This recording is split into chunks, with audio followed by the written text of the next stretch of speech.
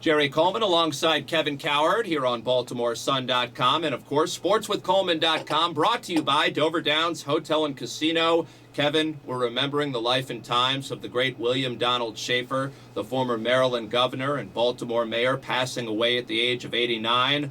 Wanted to tie in sports to politics here and pay homage to a guy that may not have known a lot about sports, but knew that Baltimore depended on sports. He was sad when the Colts left.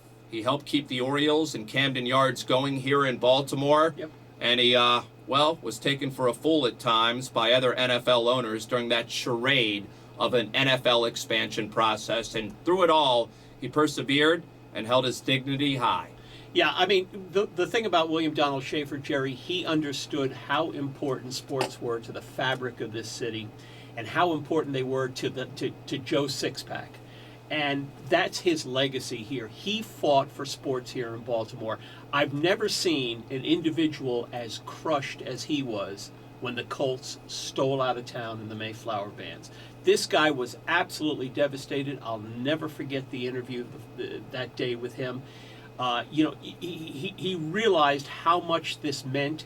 And then in the succeeding years, when there was no or not much NFL interest here in town, he realized this was horrible for the city. He hated it, and he vowed that that wasn't going to happen, and he launched the program that would eventually bring the Ravens here to Baltimore. So he made it a mission. He did make it a mission, and he was a guy who initially, Jerry, was not on board having a new ballpark at Camden Yards for the Orioles, okay? But he quickly, enough people convinced him that this was very, very important, and once he was convinced, he was a tireless campaigner for Camden Yards. So, tremendous legacy, tremendous, possibly one of the best mayors ever in the history of the United States. A guy who was led astray by the likes of Bob Irsay, Paul Tagliabue, and basically every NFL owner out there. Now, eventually Art Modell came to his senses, yet it wasn't William Donald Schaefer who was really involved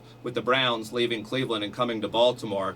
And again, to his credit, he took the high road when Paris Glendenning got all the credit for that maneuver, when really William Donald Schaefer laid down the foundation for that years previously. Well, he really did, and we all recall the Paris Glendenning speech that didn't even mention William Donald Schaefer, and really, didn't talk about him at all, didn't talk about any of his behind-the-scenes maneuvering to get this team here, when a lot of people thought that was a total cheap shot on Paris Glendenning's part.